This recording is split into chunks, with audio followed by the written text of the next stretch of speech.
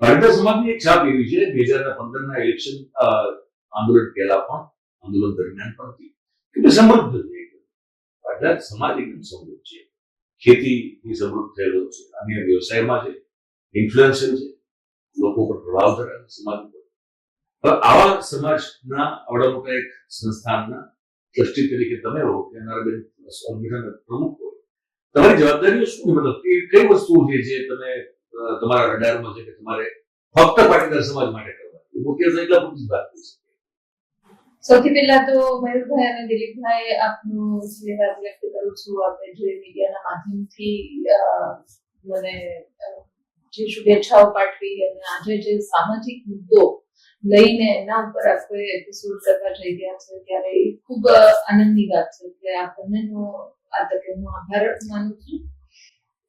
જે તાજેતરમાં મળણીની જાહેરાત ખોડલધામનો 9મો પાટોત્સવ 21/1/2026 કન્વીનર મીટ એવો એક કાર્યક્રમના ભાગરૂપે આખા ગુજરાતમાં જેટલા કન્વીનરોની નિમણૂક થયેલી હતી, આખા ગુજરાતના 34 તાલુકાઓ 34 જિલ્લાઓમાંથી 31 જિલ્લાઓના કન્વીનરો એ તકે 21 તારીખે ત્યાં હાજર હતા.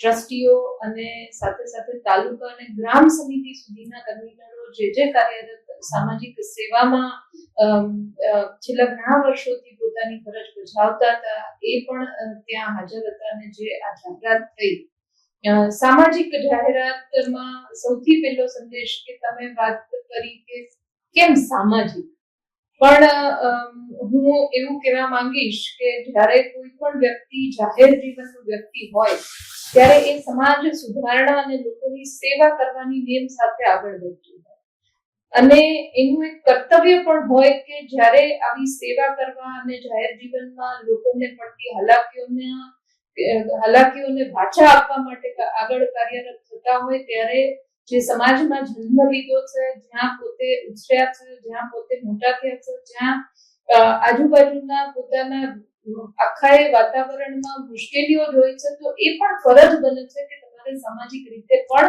તમારું કર્તવ્ય નિભાવવું જોઈએ એવું હું સ્પષ્ટ માનું છું. અને એટલે જ સામાજિક કાર્યોમાં આગળ વધવાની ને કામ કરવાની મેં પોતે સામેથી માનનીય નરેશભાઈ પાસે ઈચ્છા વ્યક્ત કરી હતી આજથી 1.5 વર્ષ પહેલા.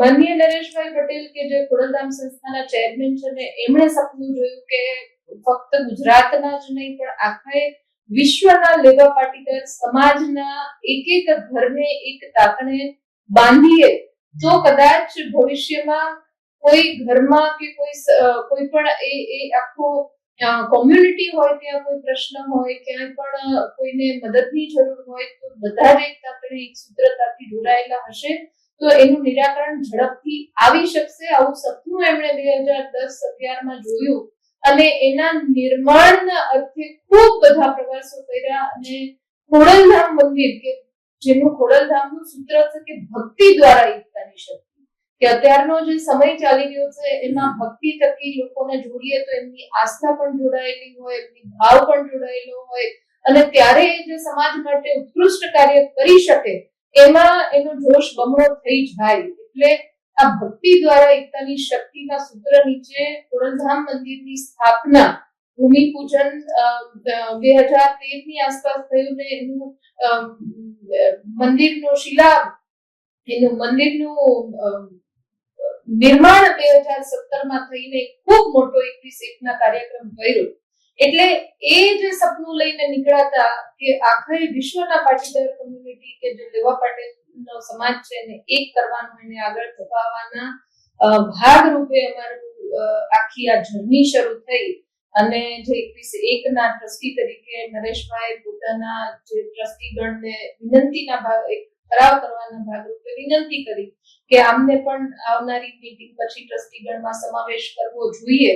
એટલે મારા માટે પણ ખૂબ સરપ્રાઇઝિંગ એલિમેન્ટ હતું કે હું કામ તો કરતી હતી, અનાબેનને અમારી ટીમ લગભગ છેલ્લા 1 વર્ષથી એક જિલ્લામાં પ્રવાસ કર્યો, સંગઠનમાં પડતી મુશ્કેલીઓ, નીચે પ્રાણ પ્રશ્નોને વાચા કેવી રીતના સામાજિક સ્તરે આપી શકે અને દરેક સમાજ પોતાની એક આઈડેન્ટિટી દરેક જગ્યાઓમાં અલગ હોય કે ચરોતરમાં જાય તો ત્યાં લેવા પટેલ સમાજ અલગ નામે ઓળખાતા હોય, ઉત્તર ગુજરાતમાં જાય તો 5 ગામ 42 નો સમાજ આવી રીતના ઓળખાતો હોય, આ બાજુ દક્ષિણ ગુજરાત કે મધ્ય ગુજરાતમાં જાય તો એકડો સમાજને એવા નામે, દસકોશી સમાજને એવા નામે ઓળખાતા હોય. પણ આ બધા જ લેવા પાટીદાર કોમ્યુનિટીના બેનર નીચે એક તાતણે બંધાવવા માટે રેડી થયા અને 1 વર્ષથી આ સંગઠન નિર્માણનું કામ થતું હતું ને એ જ્યારે પૂરું થયું ત્યારે એટલી છે કે આખા ગુજરાત નહીં, દેશના ઘણા બધા રાજ્યોમાં અને વિશ્વના ઘણા બધા કન્ટ્રીમાં પણ આ સંગઠનની જાહેરાત થઈ, જે અમારા બધા જ માટે સંસ્થા માટે ખૂબ આવકારદાયક ગણી શકાય. રોજનીબેન, મેં તમને આખી વાતમાં કોઈ જગ્યાએ એટલે ટોકારી મને હતું કે ભાઈ તમને મહેમાન તરીકે બોલાવ્યા છે તો તમારી આખી વાત પૂરી સાંભળવી જોઈએ. એટલે હવે બિલકુલ તમારી આખી વાતને સાંભળી. તમે એક પ્રકારની આભાર સ્પીચ જે છે, થેન્ક્સ ગિવિંગ સ્પીચ તમે આપી છે નરેશભાઈને, હું એવું કહીશ. પણ એનીવેઝ, કારણ કે મેં કીધું કે ગેસ્ટ છો એટલે તમને કમસે કમ we have to at least see to that. પણ મારો સવાલ એ છે, કયા પ્રકારના પ્રશ્નો છે પાટીદાર સમાજના? અને બીજું કે તમે મૂળભૂત રીતે બાય ડિફોલ્ટ કોંગ્રેસી, નરેશભાઈ વિશે એવું કહેવાય કે મૂળ કોંગ્રેસ તરફ કોની વિચારધારા ધરાવતા ખરા, પણ હંમેશા એમને ચૂંટણી લડવાની ઈચ્છા પ્રગટ થાય પછી ઘડી એમને સામાજિક એક પ્રકારના બંધનના કારણે એમને ટાળવું પડે. અનારબેન સંપૂર્ણપણે ઓબ્વિયસલી એમના માતાજી ગુજરાતના મુખ્યમંત્રી રહી ચૂકેલા છે, એટલે એ કોઈ કાળે કોંગ્રેસી નથી. પાટીદાર સમાજ, લેવા પટેલ સમાજના મેક્સિમમ લોકો આપણે જોયું છે કે બીજેપી સમર્થનમાં હોય છે અને તમારો સમાવેશ થયો એક સામાજિક સંગઠનના ભાગરૂપે, બરોબર છે. તો એક કોંગ્રેસી, હાર્ડકોર કોંગ્રેસી મહિલા નેતા આ સંગઠનમાં કેવી રીતે તમે શું કરી શકશો, પહેલી વાત. અને બીજું બધું નરેશભાઈ જે છે, શું હવે એમાં એવું માનીએ કે નરેશભાઈ હવે કદાચ કોઈ આવતા સમયમાં ચૂંટણી લડવા માટે આપણને મેદાનમાં ઉતરતા દેખાય? કારણ કે આમ જો તો ઘણો બધો ભાર એમનો હવે છૂટો હળવો થઈ ગયો. સૌથી પહેલા તો હું કહેવા માંગીશ કે જ્યારે સમાજની વાતો તમે જે પેલું પૂછ્યું કે કયા પ્રકારની સમાજ, તો સૌથી મોટી ચેલેન્જ તો એ હતી કે પાટીદાર સમાજ અને ખાસ કરીને લેવા પટેલ, મેં કીધું આ બધી જ કોમ્યુનિટી અલગ અલગ નામથી ઓળખાતી હતી, બધાને એક સૂત્રતાના તાતણે બાંધવા અને ખોડલધામ જેવી સંસ્થાની નેજા હેઠળ આ બધા જ સમાજોને ગણવા એ જ ખૂબ કપરું કામ હતું. અને આ કપરા કામને એક જગ્યાએ જઈને કન્વિન્સ કરીને બધાને એક સૂત્રતાથી બાંધ્યા, એ જ બહુ મોટી વાત કહી શકાય. એટલે સૌથી પહેલી ચેલેન્જ તો એ હતી કે બધાને એક નેજા હેઠળ લાવવા, અને એમાં ઘણે બધે નહીં પણ સંપૂર્ણ રીતે કહી શકાય, ઓલમોસ્ટ સંપૂર્ણ રીતે કહી શકાય એટલા સક્સેસ પણ થયા.